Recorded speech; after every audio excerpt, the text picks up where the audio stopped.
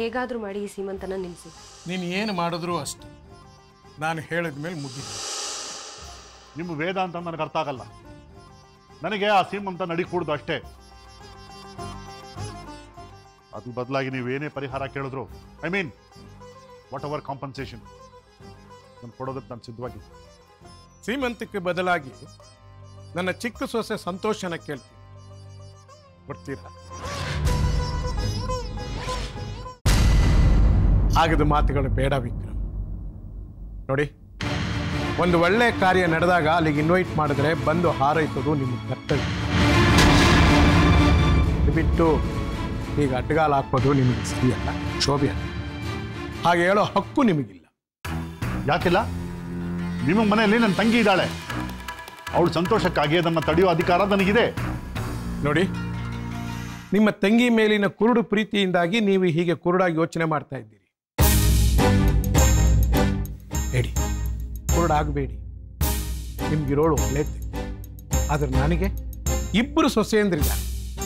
ಇಬ್ಬರು ಸಂತೋಷನೂ ಬಹಳ ಮುಖ್ಯ ನನಗೆ.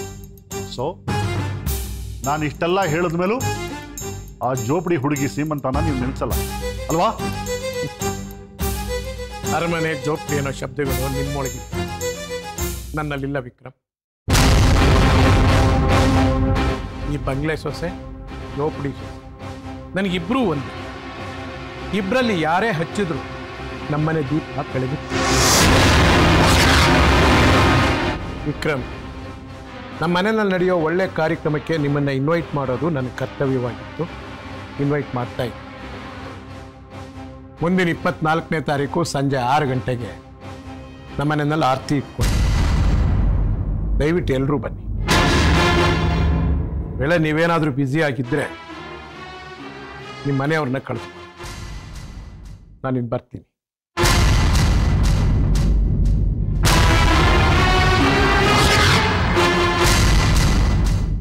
ನಾವು ಬರಲ್ಲಪ್ಪ. ಅವಳಿಗೆ ಸೀಮಂತ ಬೇರೆ ಕೇಳು. ಅಲ್ಲಿ ಬಂದು ಅವಳಿಗೆ ಆರತಿ ಎತ್ತೋದಕ್ಕೆ ನಾವೇನು ಗತಿ ಕೆಟ್ಟಿಲ್ಲ. ತೊಂದರೆ ಇಲ್ಲ ಬಿಡು ರಂಗನಾಥ್. ನಾನು ಕೇವಲ ನಿನ್ನ ಸ್ನೇಹಿತನಾಗಲ್ಲಪ್ಪ, ನಿನ್ನ ಬೀಗನಾಗಿ ಬಂದು ನಮ್ಮನೆ ಫಂಕ್ಷನ್ಗೆ ಕರಿತಾ ಇದ್ದೀನಿ. ದಯವಿಟ್ಟು ಎಲ್ಲರೂ ಕುಟುಂಬ ಸಮೇತರಾಗಿ ಬರಬೇಕು. ಪಾರ್ಥ, ನೀವು ಬರಬೇಕು. ಓಹ್, ಖಂಡಿತ ಬರ್ತೀವಿ.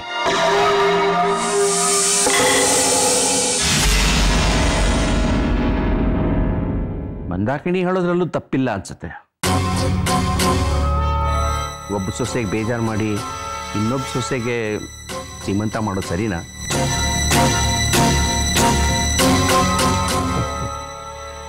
ಏನು ನನ್ನ ಮಗಳು ಹೇಳ್ಕೊಟ್ಲ ಹೀಗೆ ಹೇಳಿ ಅಂತ?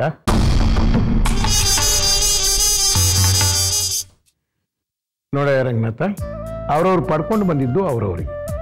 ಸೀಮಂತ ನಿಲ್ಲಿಸೋದ್ರಿಂದ ನನ್ನ ದೊಡ್ಡ ಸೊಸೆಗೆ ಮಕ್ಕಳಾಗುತ್ತೆ ಅಂತ ಯಾರಾದರೂ ಖಾತ್ರಿ ಕೊಟ್ರೆ ನಾನು ಇದನ್ನ ನಿಲ್ಲಿಸೋದಕ್ಕೆ ಸಿದ್ಧ. ಅದು ಹೇಗೆ ಹೇಳಕ್ಕಾಗುತ್ತೆ? ಆಗಲ್ಲ ತಾನೆ? ಸುಮ್ಮನೆ ನಿನಗೂ ಇದಕ್ಕಿಂತ ಅದ್ಧೂರಿಯಾಗಿ ಸೀಮಂತ ಮಾಡಿತ್ತು ಅಲ್ವಾ? ರಂಗನಾಥ್, ನಾನಿನ್ನು ತುಂಬ ಕಡೆ ಹೋಗಬೇಕು. ತಾವು ಕುಟುಂಬ ಸಮೇತ ಬರಬೇಕು. ಅಪ್ಪ ಅಮ್ಮ ಅನ್ನೋ ಪ್ರೀತಿ ಇದ್ರೆ ಮಂದಾಕಿನೂ ಬರ್ತಾಳೆ, ಇಲ್ಲ ಅಂತಂದ್ರೆ ಸುಮ್ಮನೆ ಇರ್ತಾಳೆ. ನಾನಿನ್ನು ಬರ್ತೀನಿ.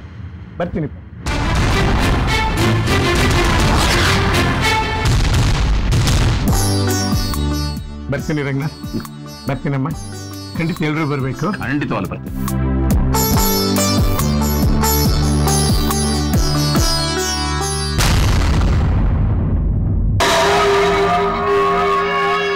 ಏನು ನಿಮ್ಮ ಮುಖ ಎಲ್ಲ ನೋಡ್ತಾ ಇದ್ರೆ ಈಗಲೇ ಸೀಮಂತಕ್ಕೆ ಹೊರಟು ನಿಂತಿರೋ ಹಾಗಿದೆ. ಅಯ್ಯೋ ಇಲ್ಲಮ್ಮ, ನಮ್ಮನೆ ಮಹಾಲಕ್ಷ್ಮಿ ನೀನು. ನಿನಗೆ ಇಷ್ಟ ಇಲ್ಲ ಅಂದಮೇಲೆ ನಾವೆಲ್ಲ ಯಾಕೆ ಹೋಗ್ತೀವಿ? ಏನ್ರಿ, ನಿಮ್ಗೆ ಹೋಗ್ಬೇಕಾ? ಇಲ್ಲ ಕಣೆ, ಪಾಪ ನಿಮ್ಮಪ್ಪ ಬೇಜಾರು ಮಾಡ್ಕೋತಾರೆ ಅಂತ ಬರ್ತೀನಿ ಅಂದೆ ಅಷ್ಟೆ. ಆದರೆ ನಾನು ಹೋಗ್ತಾ ಇದ್ದೀನಿ. ಹೌದಾ? ಹಾಗಾದ್ರೆ ನಾವು ರೆಡಿ. ಆದರೆ ನಾನು ಅಲ್ಲಿಗೆ ಹೋಗ್ತಾ ಇರೋದು ಪಾವನಿನ ಸಿಂಗಾರ ಮಾಡೋದಕ್ಕಲ್ಲ, ಮಾನಸಿ ಅತ್ತಿಗೆಗೂ ಅಮ್ಮಂಗೂ ಸಮಾಧಾನ ಹೇಳೋದಕ್ಕೆ. ನೀವು ಅಲ್ಲಿಗೆ ಬಂದರೂ ಅದೇ ಕೆಲಸ ಮಾಡಬೇಕು, ಗೊತ್ತಾಯ್ತಾ? ಆಯಿತು.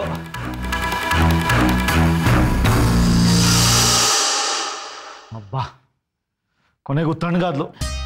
ಮೆತ್ತಗೆ ಮಾತಾಡೋ. ನಾವೆಲ್ಲ ಖುಷಿಯಾಗಿ ಹೊರಡ್ತಿದ್ದೀವಿ ಅಂತ ಗೊತ್ತಾದ್ರೆ ಅದಕ್ಕೂ ಸಿಟ್ಟು ಮಾಡಿಕೊಂಡು ನಿನ್ನ ಹೆಂಡತಿ ತವ್ರ ಮನೆ ಸೇರ್ಕೊಂಡ್ಬಿಡ್ತಾಳೆ.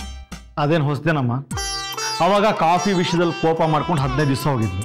ಆಮೇಲೆ ಸೀರೆ ವಿಷಯಕ್ಕೆ 20 ದಿವಸ ಹೋಗಿದ್ಲು. ಬಳೆ ವಿಷಯಕ್ಕೆ 1 ತಿಂಗಳು ಹೋಗಿದ್ಲು.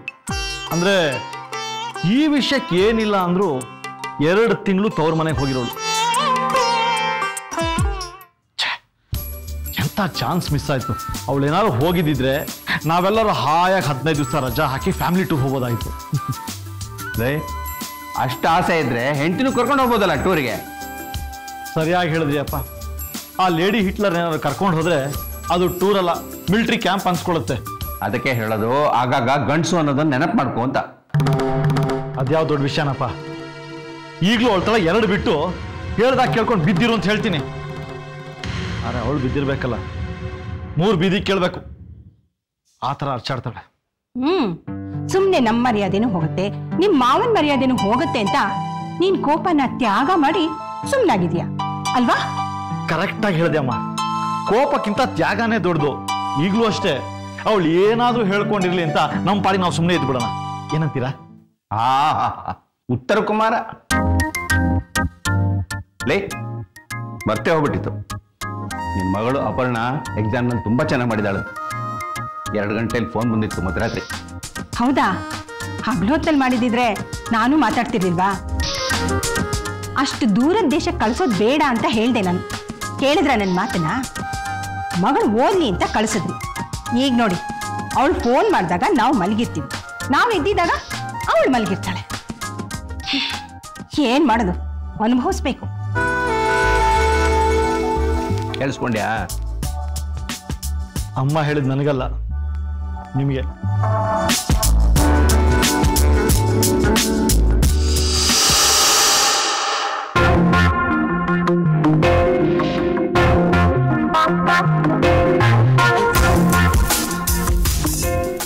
ಇದರದ್ದು ದುಡ್ಡೇನಾಯ್ತು? ಅಮ್ಮ ಎತ್ಕೊಂಡು ಹೋದ್ರು. ಮಾತಾಡೋದಾ? ಏನಾಯ್ತು ಅಂತ ಅವಳನ್ನು ಕೇಳಿದ್ರೆ ಅದಕ್ಕೊಂದು ದೊಡ್ಡ ಯುದ್ಧನೇ ಆಗುತ್ತೆ. ಆಮೇಲೆ ಅವಳನ್ನು ಸಮಾಧಾನ ಪಡಿಸೋಕೆ ಎಷ್ಟು ದುಡ್ಡು ಖರ್ಚು ಮಾಡಬೇಕು ಏನೋ. ಅದೇ ವಾಸಿ.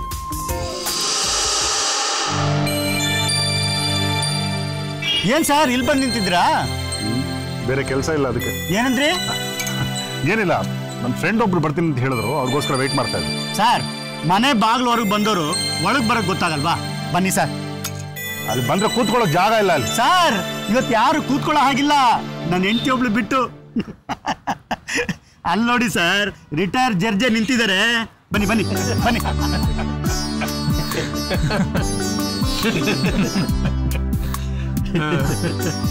ಹೌದು, ನಿಮ್ಮ ಮಗ ರಾಹುಲ್ ಅಲ್ಲಿ ಕಾಣಿಸ್ತಾ ಇಲ್ವಲ್ಲ? ಅಯ್ಯೋ, ಅವನಿಗೆ ತಿಂಗಳಿಗೂ ಒಂದೊಂದು ಹುಚ್ಚು. ಈಗ ಯಾವ ಹುಚ್ಚು? ಈಗ ಟ್ರೆಕ್ಕಿಂಗ್ ಹುಚ್ಚು. ಯಾವ ಬೆಟ್ಟ ಹತ್ತು ಕೂತಿದಾನೋ ಏನೋ.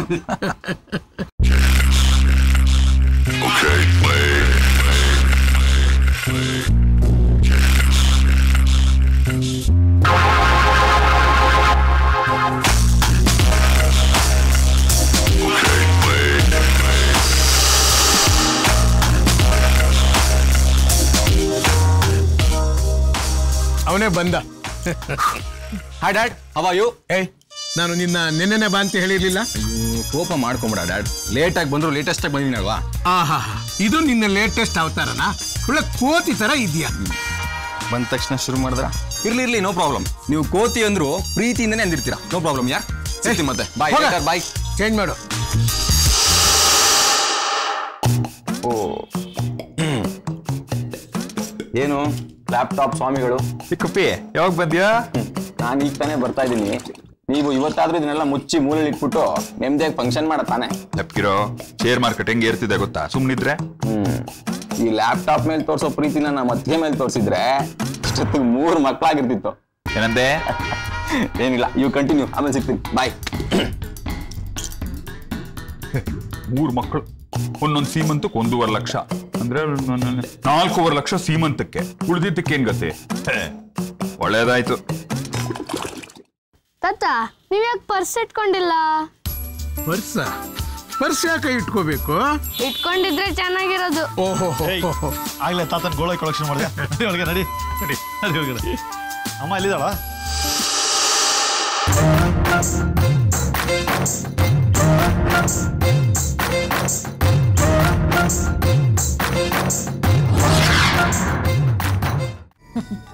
ಏನೇ ಆಗ್ಲಿ ಮನೆಗೆ ನೀವು ಹಿರಿ ಸೊಸೆ, ನಿಮಗ್ ಮೊದ್ಲು ಮಗು ಆಗಿದ್ರೆ ಚೆನ್ನಾಗಿರ್ತಾ ಇತ್ತು.